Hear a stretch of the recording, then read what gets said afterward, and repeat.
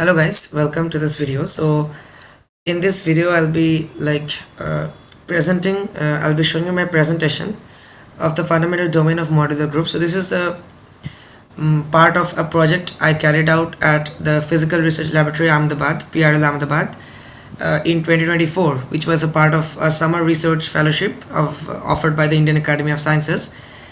So I have already made a very long, like over 4 hours long video about modular group, modular forms, and all these things. That was supposed to be an explanatory video. I explained all the concepts starting from the basics in that video. You can check it out on my channel. I'll also give the link in the description of this video as well. Now in this video what I want to do is I just want to show you my presentation, because I presented my work as part of Spectrum 2025, which was the annual departmental fest of the physics department of my college, St. Xavier's College, Kolkata. So yeah, right now my college exams are over and I'm just my bachelor undergraduate degree is technically over. I'm just awaiting my results and preparing for the next step. So I have some time in hand and I just thought of making this video. Now thankfully there is no time limit when I'm making a YouTube video, because it's very difficult to present on a topic like the fundamental domain of the modular group in when you have a time limit of say 10 minutes or 15 minutes, and which is very difficult, and you cannot really speak the way you want and convey all the points to the audience. But here thankfully there is no time limit. I will still try to keep the video as short as possible. So first of all, let's talk about symmetry, because in this presentation of course I'll be focusing on very specific aspects of my work. It's not possible to discuss everything in a I don't know, 20 slides presentation or something. So let's start with symmetry. Now a symmetry is basically a transformation under which the object being transformed remains unchanged in some respects. Like if we flip the butterfly about its axis of symmetry, we see that it will look the same. Structurally at least it will look the same. So when we say mathematically, when we say that something is symmetric under a group, we mean that when the group elements act on the system, then the system transforms, but some parameters remain conserved. Now in mathematics, a group is basically a collection of mathematical objects that can be integers, that can be even matrices, that can be anything, a collection of mathematical objects that follow certain rules. I have explained all of this in detail, in technical detail, in my video on modular, in my 4 hours long video on modular groups. But of course in this video it's just a presentation. I'll not be going deep into that. It's just a special collection of mathematical objects that follow certain mathematical conditions or rules. And if the elements of the group act on the system, and the system will of course transform, but some parameters remain conserved, then we say that in those respects the system is symmetric. That's why we said symmetric under group. Now what I actually mean when I say group elements act on the system and all of this will become clear to you as we move forward. So yeah, for instance here you can see these are the examples of symmetry of an equilateral triangle. So this is reflection, or if we just flip the triangle about its axis, about this axis, this is rotation, not any arbitrary rotation by 60 degrees or any 120 degrees or that kind of thing, multiples of 60 degrees, and this is simply translation. So under these specific particular types of mathematical transformations, we can represent these actions like reflection, rotation, translation. We can represent this using matrices, we will see. But basically you can think of this as mathematical transformations. So under these transformations, the symmetry, the orientation of the equilateral triangle does not change. So in that sense, this is symmetric. Now the asymmetry is a transformation that leaves a mathematical object unchanged. So when we say the symmetric group of the equilateral triangle, that will mean all the mathematical transformations under which this orientational symmetry will hold intact. So all transformations under which the orientation of the system remains unchanged, you can think of this as the members of the symmetric group of the system. They will form a group. And in mathematics, a group is, like I already said, a special collection of mathematical objects that follow certain rules. You cannot just call any collection of objects a group. Here group is not just a loose literary term, it has a mathematical definition. We're not using the word group like we do in literature as a group of objects, not that kind of thing. Now in terms of physics, symmetry, as we know, plays a very important role in physics, and in terms of physics we say that this unchanged parameter is said to be conserved. Now this is just a mathematical example of an equilateral triangle, but in case of physics we say that there is something called, for instance, time symmetry, which means the laws of physics does not change with time. When we say time symmetry, what is actually symmetric is the symmetry of laws. The laws of physics don't change with time. If the laws of physics, suppose the laws of physics is F equals ma right now, so it will remain F equals ma even after 20 years. That is what is meant by time symmetry. Now what is symmetric? It is the laws of physics. Similarly, we have translational symmetry. Like if the law, if F equals ma holds true for an object at this point in space, maybe at this point, then it will also hold true for an object at this point in space. I mean, of course, you don't expect the laws of physics to be different in India than it's in, say, France, right? That's what I mean. So these are all symmetry of laws. There are also, and this is a very gross example. It's a symmetry of the structure or the orientation.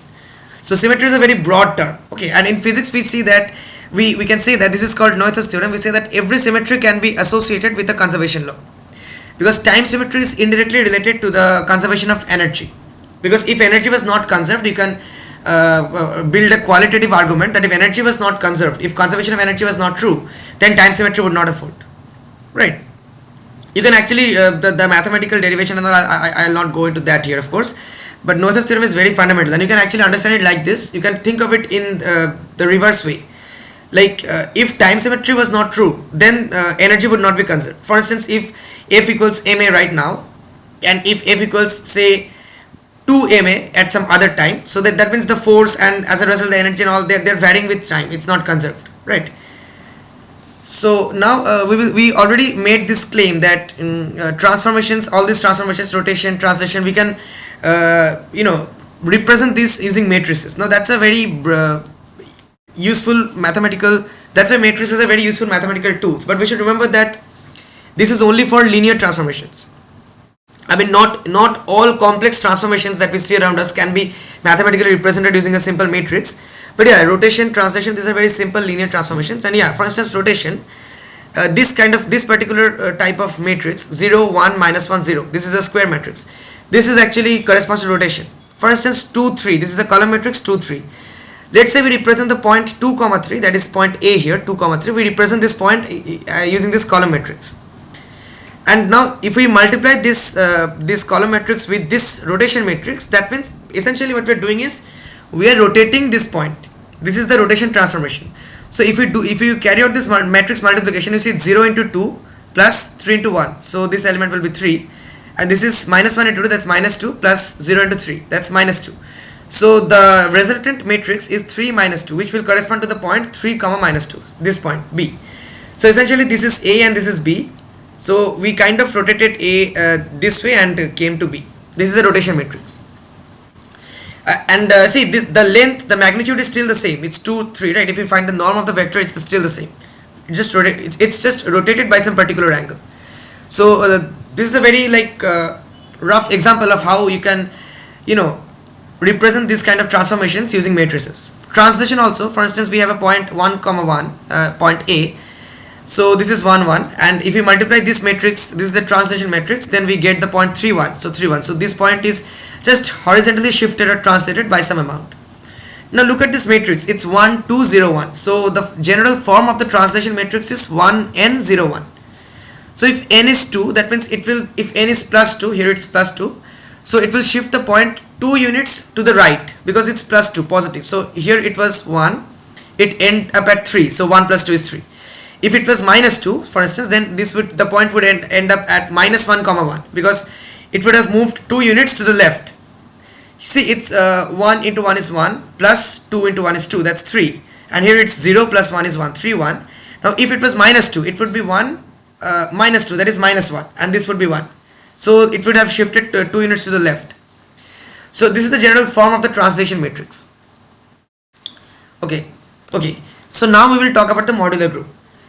Now the modular group is defined as the group which contains all square matrices. So if we talk about the two-dimensional special linear group, special linear group is again a special kind of group mathematical definition. We'll skip all this for this video.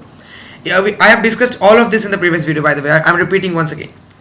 So anyway, it's the elements of the modular group are just square matrices of order 2. I mean this kind of matrices, 2 by 2 matrices. Where all these matrix elements are integers and the determinant is 1. So that means you can write it mathematically as ABCD belongs to capital gamma. This is the symbol for the modular group, where the determinant is 1. That means AD minus BC is 1, and all these are ABCD, all these are integers. And the group operation is matrix multiplication. So when we define a group, we have to define a group operation.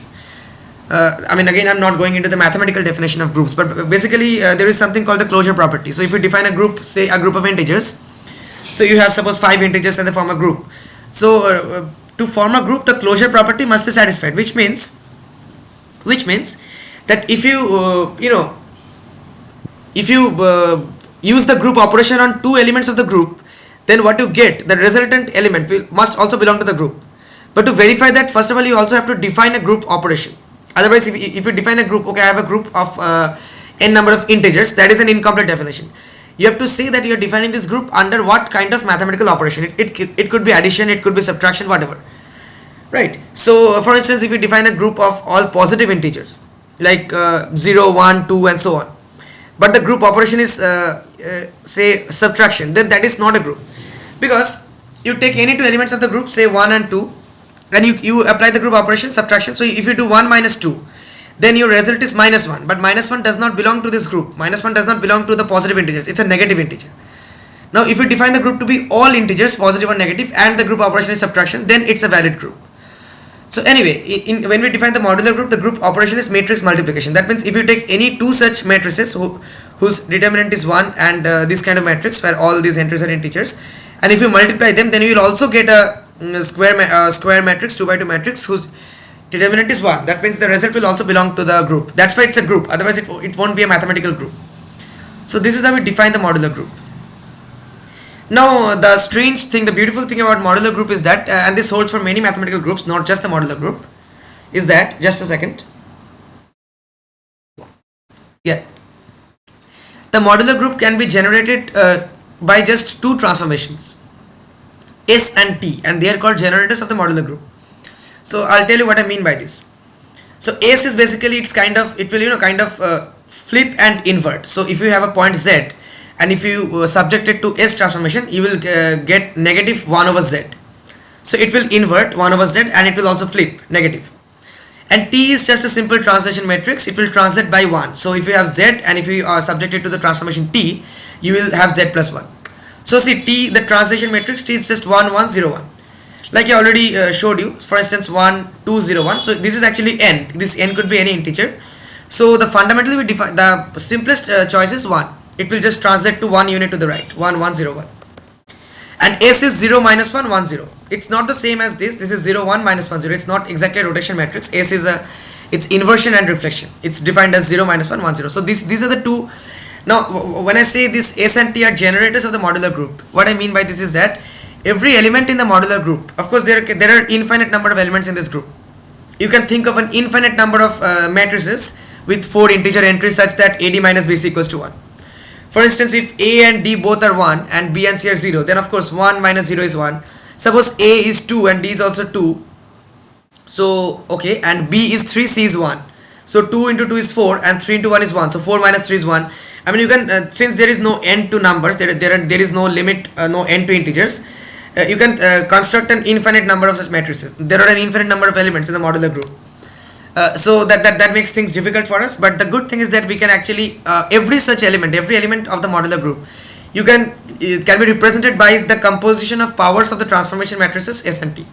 So if you just have these 2 matrices S and T, then you can consider different combinations of S and T. For instance, S to the A, T to the B, where A and B has to be integers, of course. For instance, if I consider T to the 3, then that means actually T to the 3, if you just multiply this matrix 3 times, then you see that you will get 1, 3, 0, 1. So T to the 3 is actually, it means it will, the translation matrix applied 3 times, it will move the point 3 units to the right. So basically this was just T squared, T to the 2, this matrix.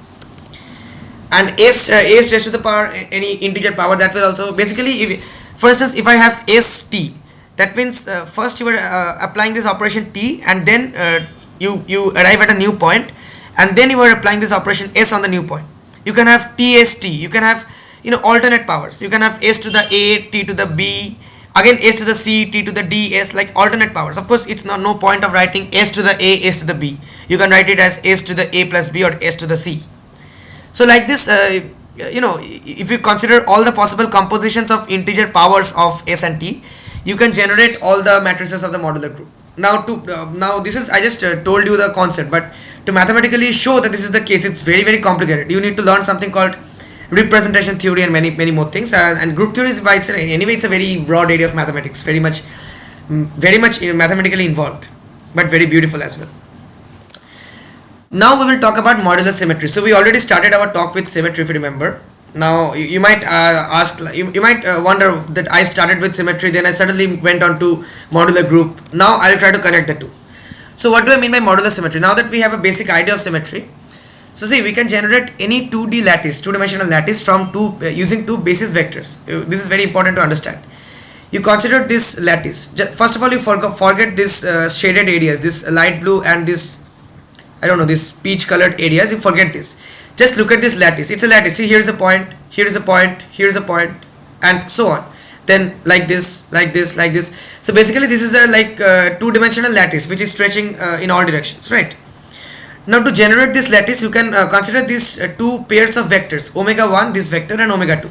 So if you know omega 1 and omega 2, then you can form this parallelogram which is shaded in light blue, right? And you can repeat this parallelogram horizontally and vertically. For instance, you can repeat this parallelogram like this, you get this copy, then again this copy, this copy, this copy. You can repeat it to the left as well. You can repeat it above and below, and then this one you can repeat like this. And if you basically repeat this parallelogram infinite number of times, you will generate this lattice which is shown in this figure. So to generate this lattice, all you need to know is these two vectors, omega 1 and omega 2. And this parallelogram shaded in blue, it's called the fundamental parallelogram, because this parallelogram, I mean, it is the kind of the smallest unit. See, no lattice point lies inside this parallelogram, in the interior. See, this parallelogram. All the lattice points will lie only at the vertices of these parallelograms, right? So just by repeating the smallest parallelogram, the most fundamental unit, fundamental parallelogram, you can generate the lattice. Now you could also generate the same lattice using two other vectors, two other fundamental vectors, alpha 1 and alpha 2.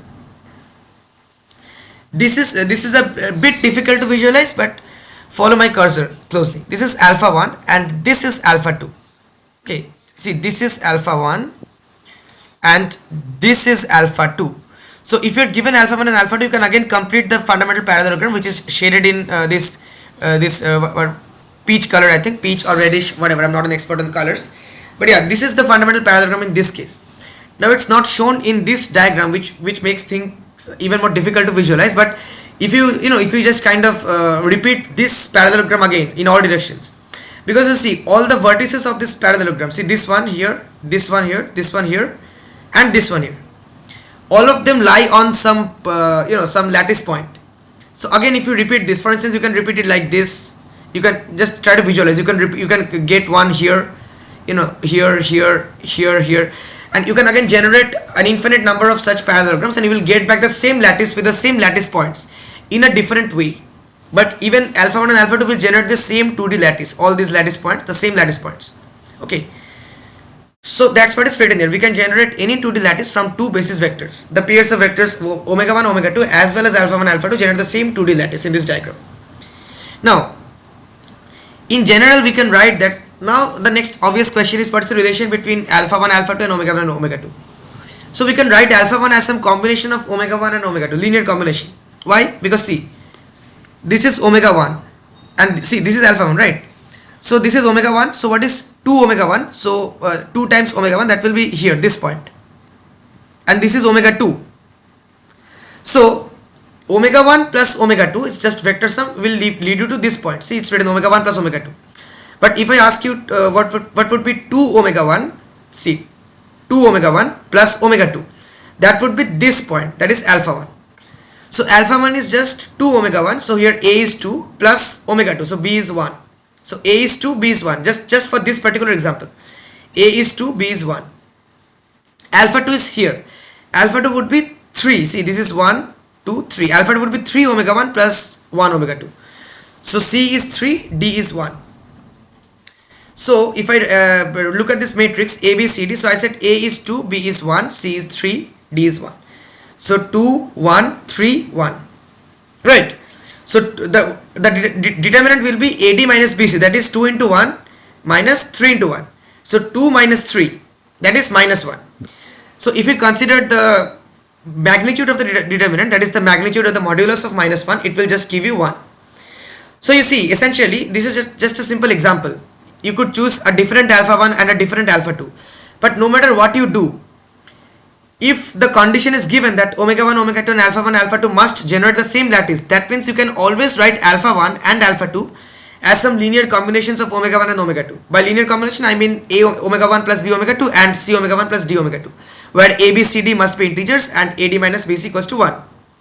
The magnitude at least, like in this case we saw that AD minus BC is minus 1, so the magnitude is still 1. You get the point, right? So basically these two equations, alpha 1 equals A omega 1 plus B omega 2 and alpha 2 equals C omega 1 plus D omega 2, you can write it in matrix notation like this: alpha 1 alpha 2 as a column matrix is equal to A B C D omega 1 omega 2. That means let's go back.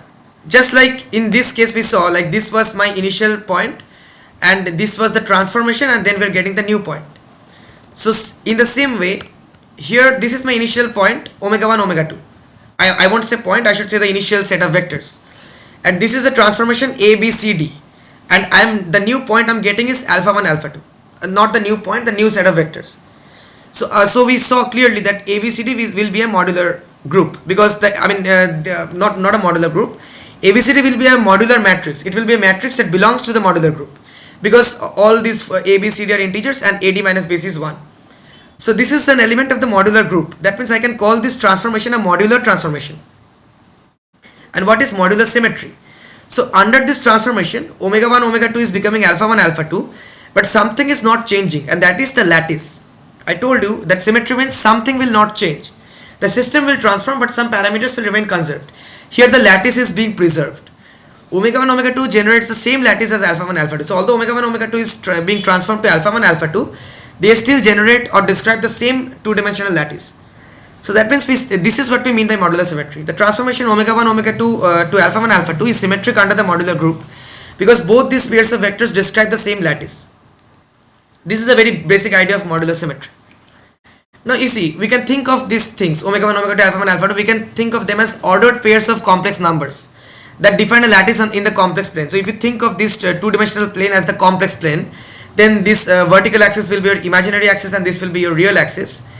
So you can think of this point, for instance, you can think of any arbitrary point as A plus IB, where A is along the real axis and B is along the imaginary axis, right? The way we write complex numbers.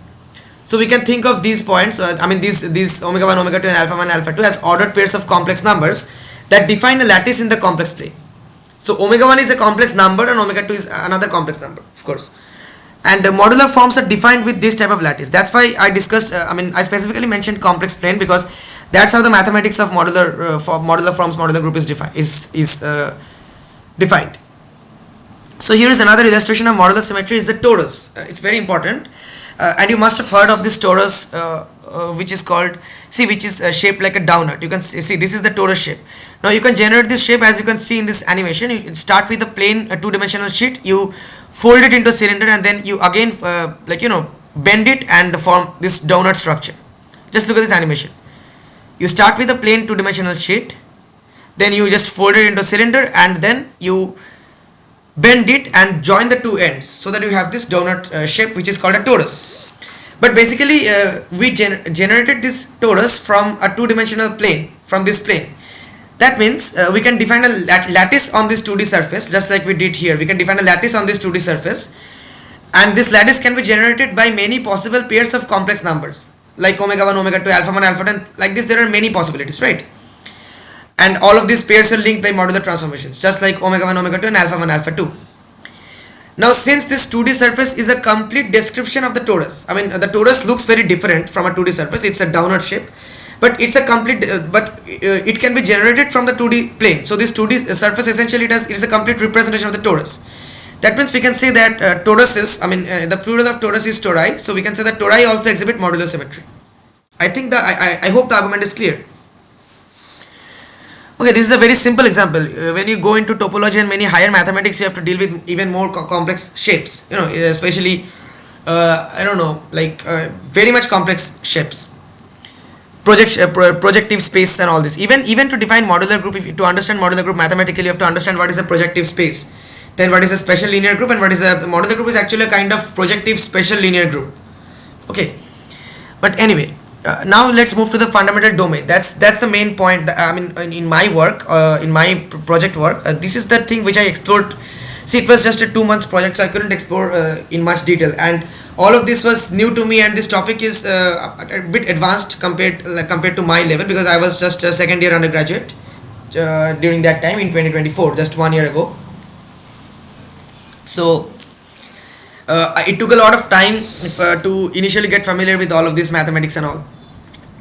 So what is the fundamental domain? So you can define this for any group. Now we are interested in the fundamental domain of the modular group, of course. So this region shaded in gray, this is the fundamental domain of the modular group. Now why do we define it this way? It's not like anyone's like just let me imagine a beautiful shape like this. No, it's not that. There is a mathematical reason. So all of this is the mathematical definition. You can ignore it if you like, or let me just quickly go over this. First of all, what is U? U is this region. See, this is actually a very good exercise of how to make sense of these mathematical notations.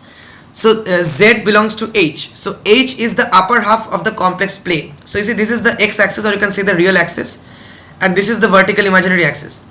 So upper half of the complex plane means this entire area. We are not considering below the x-axis. So this entire area is called H. So Z is just any arbitrary point on this plane. So U is that region that Z belongs to H. That is, first of all, Z belongs to H means this is some region within the upper half of the complex plane. Okay. The next condition is the mod Z is greater than 1. Okay. So what is mod Z? If Z is a complex number on this plane, so let's say Z is A plus IB, or let's say X plus IY, where I is the imaginary number. So if Z is X plus IY, that means X is this X coordinate and Y is the vertical coordinate, right? So mod Z is what? Mod X plus IY. So if you can think of it, I mean, if you just do the mathematics, mod Z is actually it's the equation of a circle. Mod Z equals to 1 is the unit circle, because what is the equation of a circle? X square plus y square equals to r square, where r is the radius, right? So this mod Z will be what? X square plus y square equals to if I say mod Z equal to 1, then x square plus y square equal to 1, or you can say 1 square, because 1 square is equal to 1. So mod Z equal to 1 is this circle, the one I am tracing out with my cursor right now. So the unit circle with the origin at with its center at the origin, because usually the equation of circle is x minus a squared plus y minus b whole squared equals to r squared. If the center of the circle is a comma b, at a comma b. But if we say x squared plus y squared equals to r squared, that means we are saying x minus 0 whole squared plus y minus 0 whole squared. That means 0 comma 0 origin is the center. So this is the center, and since the radius is 1, it's a unit circle.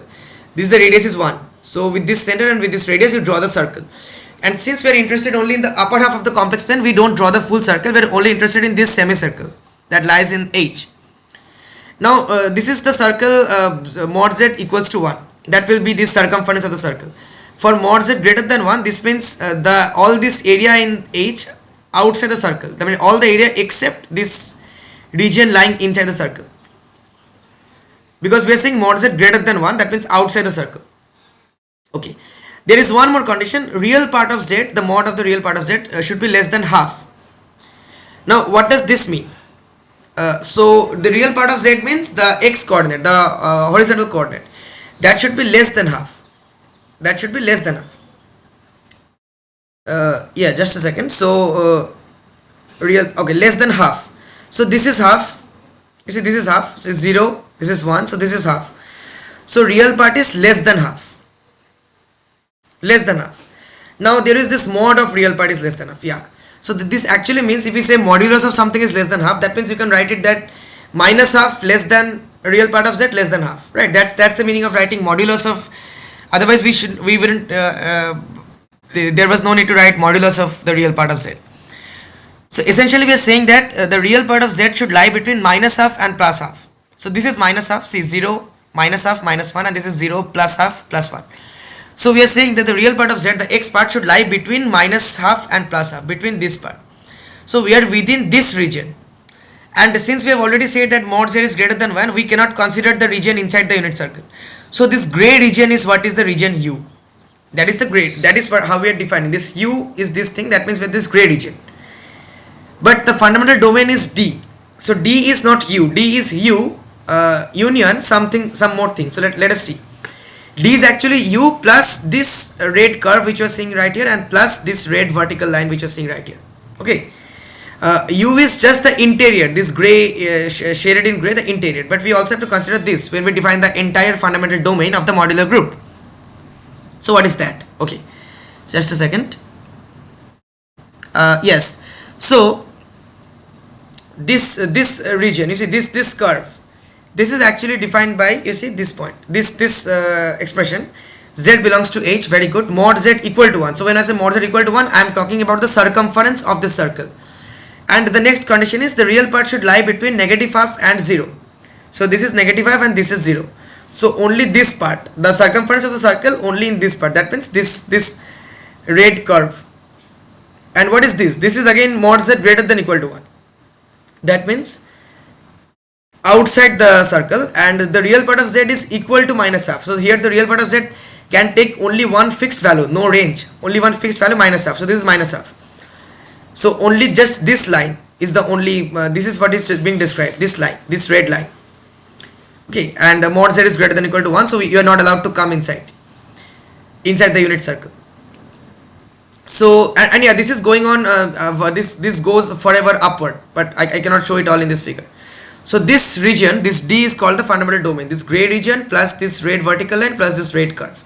Now we define the fundamental domain like this. We don't consider these borders, we only consider the borders in one quadrant.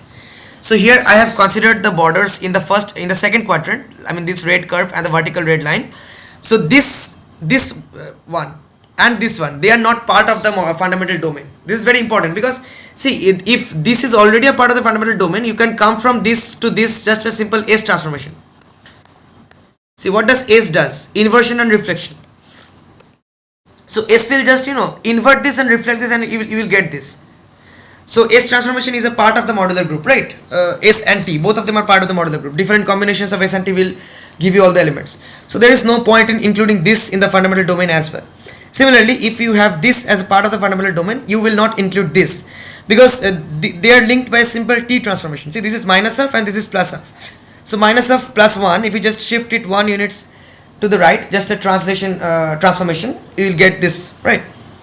So what is the significance of the fundamental domain? I mean, why do we suddenly define this region like this, and why is it called the fundamental domain? What's so special about this region?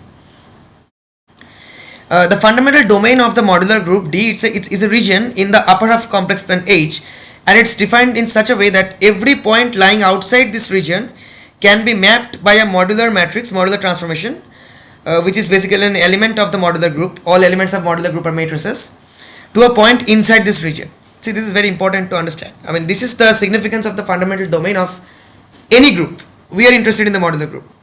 So the fundamental domain is a region such that every point outside this region can be mapped to a point inside this region by a modular group. That's why it's called the fundamental domain of the modular group. That means any point lying in this white region outside the fundamental domain, we can find a unique modular matrix, a modular group, a modular transformation of this form ABCD. So suppose we have a point here. Now if we multiply this with some modular matrix ABCD, then we will automatically, this point will be, I mean, of course it will not be any matrix, it has to be a suitable matrix, but the argument is that you can always find a modular matrix or a modular transformation that will map this point or transform this point to a point inside the fundamental domain, and this holds true for all the points outside the fundamental domain. So all the points outside the fundamental domain can be mapped to a point inside the fundamental domain under the appropriate modular transformation, and that is why it's called the fundamental domain of the modular group, because essentially this fundamental domain contains all the information. I mean, all the points in the fundamental domain corresponds to all the points outside under a particular modular transformation. See, it may be possible that, say, this point gets mapped to some point in the fundamental domain, and some other point gets mapped to the same point in the fundamental domain. So the same point within the fundamental domain can correspond to more than one point outside the fundamental domain. That's the argument. But still, to transform this point to the fundamental domain, you need a different modular transformation than to transform this point to the fundamental domain, even if the both of them gets mapped to the same point. So that means if we take into account the modular transformation, then all of these transformations are unique.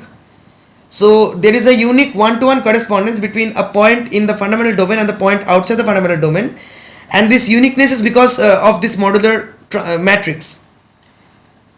It may be possible that 2 points outside the fundamental domain gets mapped to the same point inside that fundamental domain, but they will never be mapped inside the fundamental domain by the same modular transformation.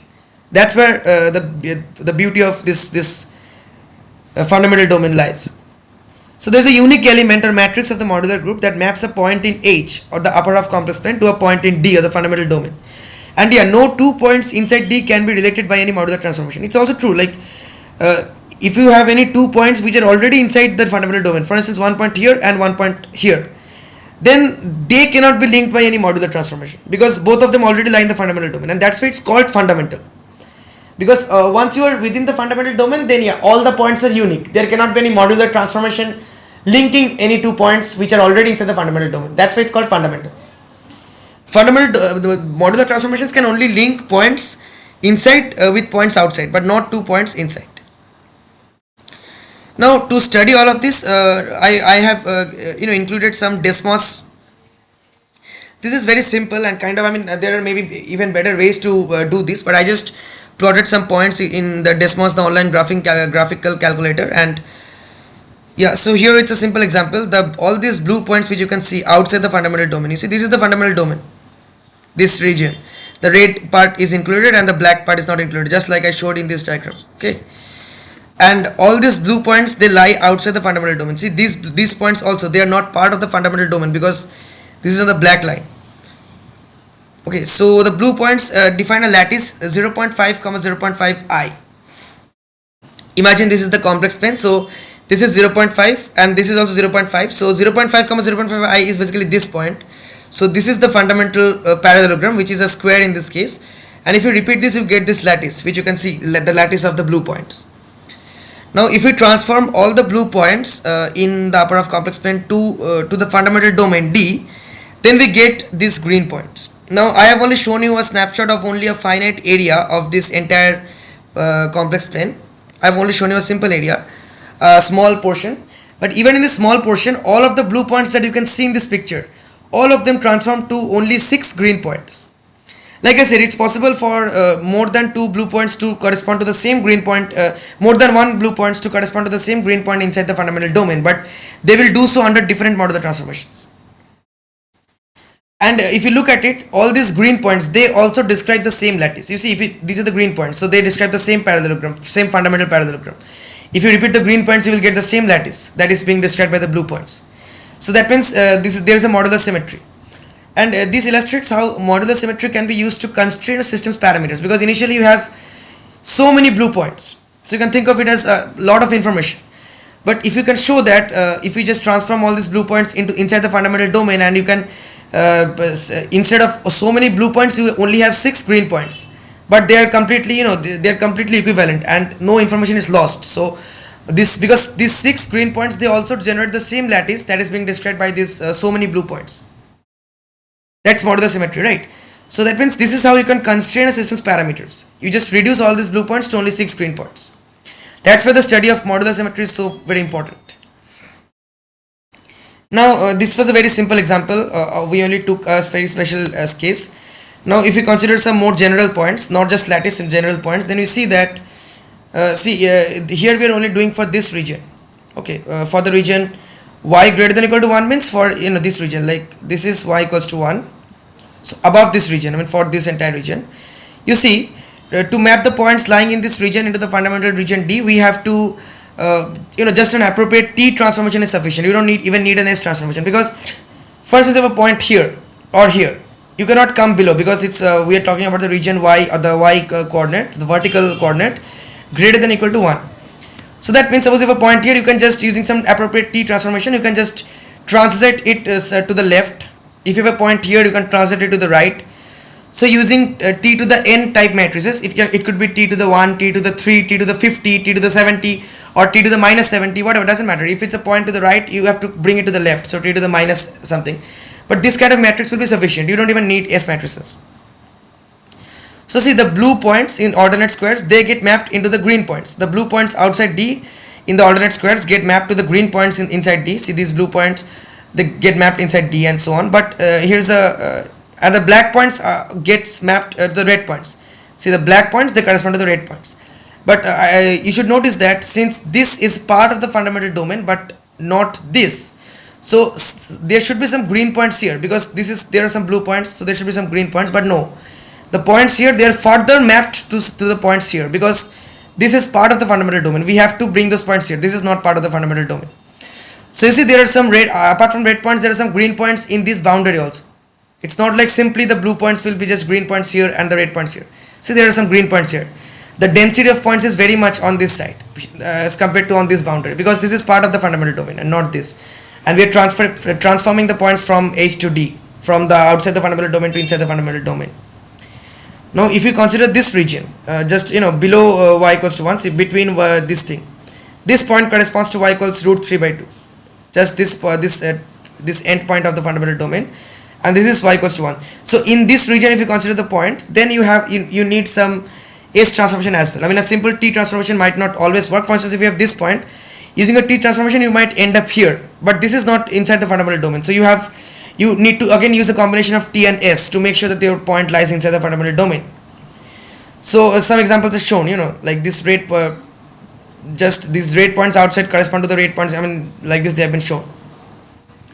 So to map points lying in this region into the fundamental region D, a simple T transformation is not sufficient. We need to use a combination of S and T. Now here is a very this kind of figure. So basically this I2 is the fundamental domain, this shaded in gray. It's called I2 because this basically means I is the identity matrix, that's the 1 0 0 1. So that means if your point already lies inside the fundamental domain, then you don't need to do anything to take it to the fundamental domain, because it already lies inside the fundamental domain. Or you can say that you can multiply it with the identity matrix I, because multiplying something with the identity matrix does not change it. It will remain the same. That's why it's called I2. It's just a mathematical notation. It's the identity matrix of order 2. And these things which you see, for instance, if the point lies here, now to transform points that lie in this region into the fundamental domain, you need to use the transformation T to the minus 1. For points lying in this region, you need T to the minus 2. Here it's T to the plus 1. Here is T to the plus 2, and so on. In this region, it's a simple S. In this region, it's ST. It's ST squared in this region, and so on and so forth. Think of it like this. So your point lies in this region. So ST to the minus 1 means first you are using the operation T to the minus 1. That means this point will first you shift this point 1 unit to the left. Translate this point 1 unit to the left, T to the minus 1. You reach here. Then you need an S to reach the fundamental domain. That's why I say it's a S here. S T to the minus 1, and so on and so forth. So basically you can the upper half of the complex plane, or the upper half plane H, has been divided into different regions as shown. And yeah, mathematically we do it like this. These are the complex tessellations. You cannot divide it into a random region. You have to divide it like this. So there are many this is the unit circle. You define many more such semicircles, and then so on and so forth. And inside each region, the matrix that transforms points belonging to that region into D is mentioned, like I told you. Now see, the nearer you go to the horizontal axis, see the number of regions blew up to infinity. See, this will go on actually. It's not visible in this. It's not shown in this figure, but as we go more close and close to the x-axis, the horizontal axis, there will be even smaller semicircles and so on, and things will blow up to infinity. It becomes very difficult. Only a few regions are shown in this figure. So basically, as part of my project, I actually wrote a Python code, and I ran a simulation to verify that this actually holds. Okay, and I'm also working on this project currently, but yeah, this was part of the original work I did as part of my summer fellowship, which is that you see this all of these things which you can see. So this code was actually very difficult, and you can check the code if you're interested. You can check the code on my GitHub. I've also given the link to my GitHub page. You can check the code here. I have not included the code in this presentation, of course. The code was actually very much lengthy because I had to define all of these regions and I had to define the transformation for each region. First, you can define S and T. That is very simple. For instance, you start with a random point x comma y, and then you see if you multiply x comma y with this matrix and see how x and y changes, and you do the same for t, and you define s and t in general, and whatever, right, like that you write the code and to verify. So again, I'm not going deep into that, but yeah, basically this is my output. I have attached a snapshot of my output. This was actually done using Google Colab because Google Colab is a browser based. Of course, I used Python 3, but since Google Colab is browser based, it's I actually generated 10,000 a distribution of a random distribution, a uniform distribution of random points. These blue points you see, these are the original points. It's written here in the legend. I don't know if the legend is visible. See, the blue points are the original points. I generated a uniform distribution of random points outside the fundamental domain, which is outlined in black. And when I say uniform distribution of random points, that means if you define any small region, then the number of points within this region is more or less constant. If you define such a similar radius region in some different place also, that's what I mean by uniform distribution of random points. But these points are randomly generated because I want to verify this for any random points in outside the fundamental domain. So these points are randomly generated, and I think I generated this 10,000 random points, and then I also checked this code with 1 lakh random points as well, and in one code, this which is not shown in this presentation, but in one code I actually used different colors for the different regions, like I'll actually show you that, I think. Just give me a second, but first let me do this. Let me just cover this slide, complete the presentation. Okay, so see, in this simulation, the blue points are the original points randomly generated in the H, or the upper half complex plane, uniform distribution. And all these regions have been defined, but I have not outlined all these regions because it would look very untidy. I have only outlined the fundamental domain in this in the output of the simulation of the code. Now, although H has been divided into many regions, these regions have not been outlined in the output. The orange points are the transform points. So after the appropriate transformations, like it's not the same. I have written the code such that points lying here will be transformed using this, points lying here will be transformed using this, and so on and so forth. It's specific to the region. And clearly most of the orange points, except a countable few, lie inside the fundamental domain D. So see, all these transform points, they lie very much within the fundamental domain, which is like a verification of whatever we have been discussing. But there are a few points, I don't know if it's visible to you. You see, there are a few points here. Here's an orange point here, here. They lie outside the fundamental domain. Now that's actually not a problem, because what I believe is that, see, in the code I only defined these many regions, but mathematically I skipped these regions because of course you cannot define so many regions. It's becoming very difficult. 1, 2, 3, 4, 5, 6, 7, 8. Now this will, and if the nearer and nearer you go to the horizontal axis, like I already told you, the number of regions will blow up to infinity. It will diverge. So that means for the points that lie very close to the horizontal axis, for those points I have not defined a separate region in my code, a separate transformation in my code. So maybe for those points they correspond to these few anomaly, or whatever you call it, the points which lie outside the fundamental domain even after transformation. Because the code I have written, basically if you have a point, consider this region. In the code I have used the transformation TS for this entire region. So if for a point that lies here, my code will use TS, but actually this is a different region. You see, this particular region is different. It has not been possible for me to define, but this is different. So I think you get the point why there are some points lying outside the fundamental domain. So that's what I have written here, you see, and you can also check my code in the GitHub.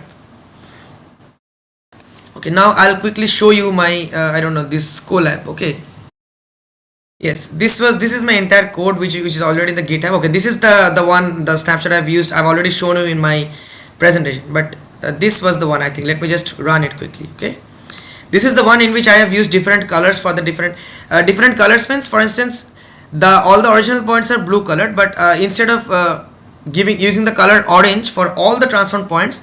I have used different colors for the transform points depending on whether they are from what region they're coming from, like whether they're coming from this region or this region or this region. That is what I'm trying to say.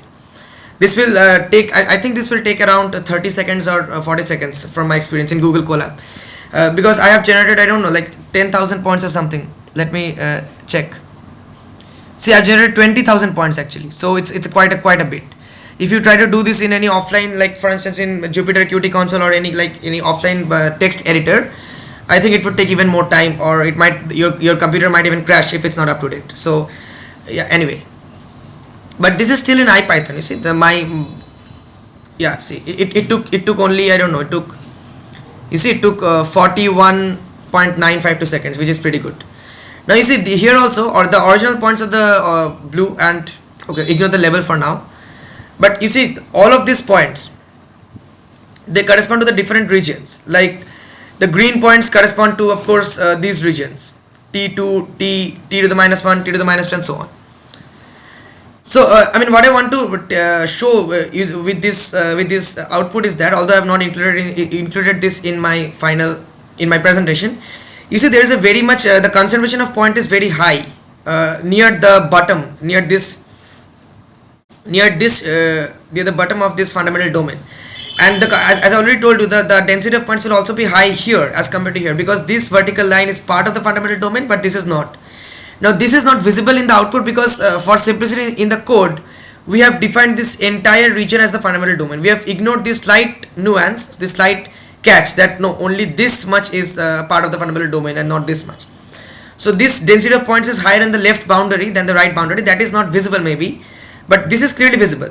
And since we have done more points using 20,000 points, you see here the output, you see there are many points which lie outside the fundamental domain, and I'm pretty sure these points correspond to the points that lie very close to the horizontal axis. So in this case, you see, when there are only few points, in this case I think I used only 10,000 points, less than 20. See here it's only 10,000 points. If you use 20,000 points, then there will be even more points. For more number of points, you can see this anomaly or whatever you call it more prominently. You see, if I do the same using 20,000 points but without the complication of the color, let's see what happens. Again, it will take, I don't know, maybe 40 seconds or something.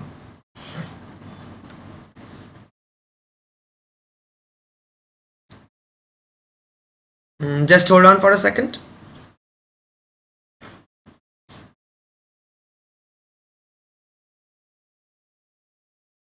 Oh, it took 22 seconds. Good.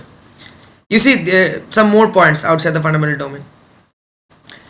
So yeah, anyway, let's go back to the presentation and finish it. I mean, we're almost done anyway. So application now, we discussed so much. Now this project mainly I wanted to introduce you to what I have done, this coding and all, and the concept of modular group and modular symmetry, because this is nothing very original, or nothing like this is nothing physics. To be honest, most of what we have discussed is mathematics rather than physics, but this idea, modular symmetry and all, this is very very deep, and this has a lot of applications in physics. So although discussing those I studied some of the applications, especially neutrino oscillations, but discussing those applications is not part of this presentation. But in this presentation, that was not the point. But let's just briefly mention some applications. I'll not be explaining, but just mention some means, to be more precise, 2 applications. So applications in physics, modular forms and neutrino mixing, this we'll be discussing, and then we'll be discussing congruent subgroups of the modular group, and yeah, that will be all. So we discussed modular group and modular symmetry. Now there is something called modular forms, which is, now to understand modular forms, you need to know modular symmetry, modular group, and everything. And in that video, once again I'm telling you, in that video, that 4 hours long video, I'll give the link in the description and everything. In that video, I have I've discussed in very much detail about modular forms as well. But in this presentation, I'll not discuss modular forms in technically or mathematically. But modular forms are basically complex analytic functions that are also defined in H, upper half plane H, satisfying a functional equation. This equation I'm not showing you here, with respect to the modular group, with respect to the group action of the modular group, and also satisfying a growth condition. Growth condition and all these things is a bit technical. This is basically how we define modular forms. Like there is something called the weight of a modular form. There is something called and all these things. I'll skip those here. The application in physics is that, see, if you know if you know how this function behaves inside the fundamental domain D, we can find out how it behaves everywhere else in H. Now this statement should make sense to you since we have already discussed in very much detail about H and D. That is the beauty of defining the fundamental domain and studying what happens when we use the modular transformations to transform points outside the D to inside D. Because since every point outside D in the upper half plane has a unique counterpart inside the fundamental domain linked by a particular unique modular transformation. That means if you know that how this particular function, this modular form, they are analytic functions, right? How this function behaves inside D, then that means we know how it behaves everywhere else. Now neutrinos are this is physics. So far we have been discussing mathematics. So neutrinos are a very kind of elusive particles. In particle physics we have this concept of neutrinos, which were initially predicted I think by Wolfgang Pauli. Whatever, basically the prediction was kind of strange. It was because in the beta decay reaction it was observed that these reactions, it was studied in this cloud chambers. So basically suppose if two particles are formed in a reaction and they are charged particles and they move through the cloud chamber, then they leave a trace. So you can understand that there is a particle is formed, and you can also see in what direction they went. So in this reaction, the theoretical predictions of the energy and the experimental observation, there was a very great mismatch. And also the angular momentum, the momentum, all of this was not preserved. For instance, one particle goes this way, one particle goes this way. So that means there is a net angular momentum. You can say there is a net velocity in this direction, but there is nothing to cancel the velocity. I mean, nothing we can observe. So at that time it was proposed that there was a particle which has no charge, because if it has charge, then we would have been able to see the particle inside the cloud chamber as well. So it was proposed that there was a particle which has no charge and no mass, but that moved in the opposite direction to conserve the momentum, and this particle carries away part of the energy of the reaction. That's why the energy was not matching. Okay, and this particle has no mass because from the point of view of energy and mass, the reaction was okay. I mean, if we add extra mass, then again the conservation would break. So based on the observations of this reaction, this a massless particle called this neutrinos, massless chargeless neutral particle, was proposed. And neutrinos, so initially we thought that neutrinos were massless, and these neutrinos are particles that have a very high penetrative power. They can penetrate through anything, I mean through our bodies and anything, and it's very difficult to detect neutrinos. I mean, how will you detect them? They have no mass, they have no charge, they have nothing. Okay, they have very like subtle properties like left-handed chirality, right-handed chirality, but otherwise they are not very easy to detect. But now it is we believe that neutrinos are thought to have a slight mass, although initially they were predicted to be massless. But neutrinos are now thought to have slight mass because we have observed that neutrinos oscillate between different flavors of leptons. What do I mean by flavors of leptons? Again, I will not go deep into all these concepts here, but this is a concept of particle physics. Leptons and quarks are basically two classes of fermions. Fermions are particles which make up the matter around us. So quarks make up the protons and neutrons, which make up the nucleus of the atoms. Okay, and leptons are basically, there are three generations of leptons, three flavors, whatever you call it: electron, muon, and tau. So, and all of these are negatively charged particles, and we have three generations. We don't know exactly why we have three generations. That's again a very open question in particle physics, in beyond standard model physics. But we know that all of these leptons, they have a charge of electric charge of -1, -1 times the charge of electron, the fundamental charge. I mean, electron itself, yeah. And all of these three leptons, they have a neutrino counterpart. I mean, electron has an electron neutrino, mu has a mu neutrino, and tau has a tau neutrino. The neutrinos are chargeless, of course, but yeah.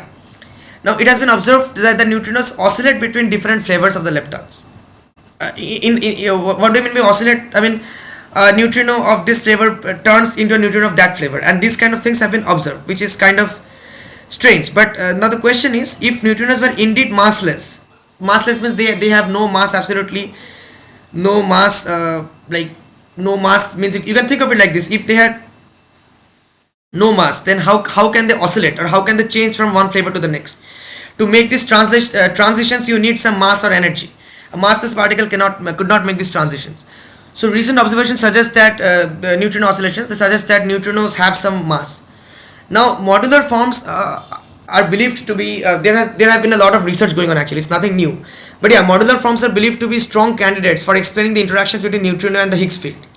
Higgs field in standard model, Higgs field, or the Higgs what do you call it, the Higgs boson, which is just excitations in the Higgs field. So the Higgs field is actually the only scalar field in the in quantum field theory in standard model. Standard model is basically an extension of type of quantum field theory. So Higgs field is the only scalar field, which means that it has kind of no direction. You can think of it like this. The other fields, for instance, the other bosons, you have W boson, you have Z boson, you have photons. Photons correspond to the boson of for the electromagnetic force. So basically there is an element of direction there. Of course, electric field is a vector. Electromagnetic, right? Electric field, magnetic field, they are vectors. And for the electromagnetic force, for electromagnetism, we have photon, and the photon field, it's a vector field. But the Higgs field is a scalar field, because Higgs field is basically a kind of quantum field. In quantum field theory, we define it's just a mathematical definition, nothing more. We have a field associated with every particle,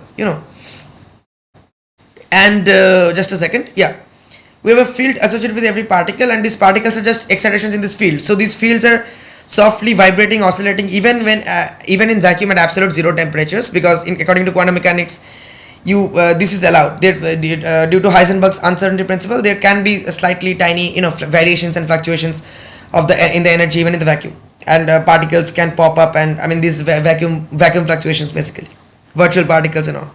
So basically Higgs field is scalar, because suppose you have a Higgs field here, and it's believed that the particles get their mass due to their interaction with the Higgs field. So if a particle enters the Higgs field from the left or from the right, you would not expect that they will get a different mass. The amount of mass a particle will get, it depends entirely on the amount of coupling between that particle's field and the Higgs field, nothing more. So there is no concept of direction. That's why it's a scalar field, Higgs field. Basically, see, like a photon has no mass, but on the other hand, the W boson and the Z boson, which correspond to the weak nuclear force, they have some mass. But the photon, which corresponds to the electromagnetic force, it has no mass. So basically, it is believed that initially in the early universe, the electromagnetic force and the weak nuclear force, they were unified as the same force. Now these are very broad terms. When I say unified as the same force, I don't know what picture it paints inside your mind, but actually this means that you could not distinguish those forces. They were symmetric. Like I say,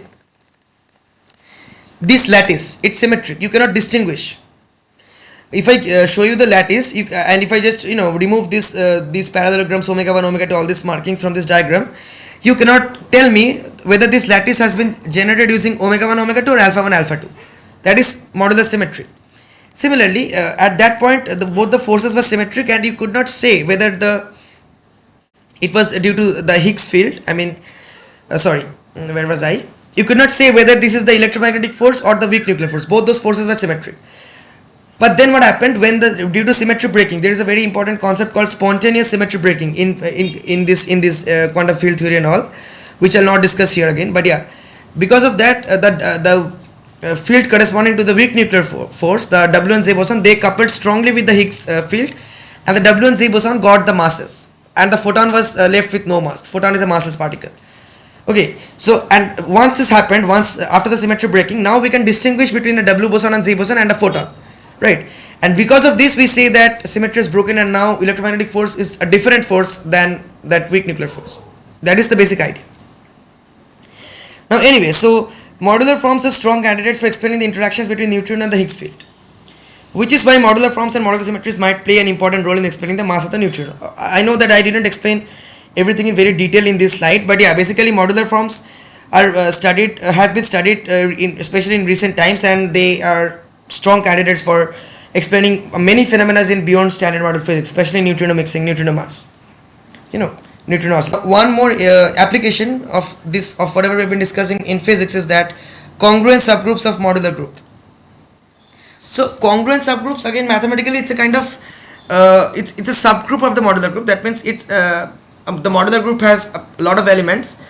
You are only interested in a particular subgroup, a particular subset of these elements which form a group by themselves. That's why you can use the term subgroup and not just a subset, because these few elements which you have chosen from the modular group, they must also satisfy the condition of a group, otherwise you cannot call them a subgroup. And they satisfy certain conditions which are mathematically called the congruence conditions, since they are called congruent subgroups. Again, I'll not go deep into what congruence conditions are. All of this has been discussed in that video again. So yeah, although congruence modular subgroups form a part of the general modular group, but congruence modular forms have an additional structure. I mean, the structure, if you see the structure on the mathematical complex plane, they have an additional structure that non-congruence modular forms lack. You can see in this figure. You see there is a special structure here, and here it's like, I don't know, like more random here. So this makes congruence modular subgroups very not only interesting, but they're very important in theoretical physics. Like in physics, we have these two-dimensional CFTs, or conformal field theories, which are often used to model interactions between elementary particles. Like this standard model quantum field theory, it's a type of CFT, conformal field theories. Now mathematically there exists infinite number of two-dimensional CFTs. You can construct infinite number of CFTs which are mathematically consistent. But we have to, as physicists, we have to ask the question, like, which of them actually work for our universe, which of them actually work in our universe, and which of them, I don't know, like which of them actually describe the particle interactions in our universe. I mean, which conformal field theories are realistic quantum field theories. Now studying whether their modular forms are congruent or not is has turned out to be very important in this process, like determining whether that particular CFT is a realistic QFT or not. So this is just two examples, but there are actually many more. Modular forms are very mathematically very rich. Okay, and you see this study of modular groups, modular symmetry, modular forms, they combine many different areas of mathematics, group theory, even number theory, and many complex analysis, and so on and so forth. So it's likely that the study of modular groups and modular forms might have very important applications in theoretical physics. No, just two of them are discussed here. Yeah, so I think that's the end of this presentation, and here are some acknowledgements. So this project was carried out under the supervision of Dr. Ketan Patel of the Theoretical Physics Division of Physical Research Laboratory, Ahmedabad, and this work was, as I already told you, it was funded by the 3 Indian Academy of Sciences, like 3 national science academies, this IISc Bangalore, INSA New Delhi, and NASI Prayagraj, as part of their summer research fellowship program. I got the fellowship in the year 2024. And apart from that, I would also like to thank my friend Shivangshu Sen for his support and help as well. So yeah, and here are some references. In case you want, you can check them out. And yeah, that was all for this video, guys. Thank you so much.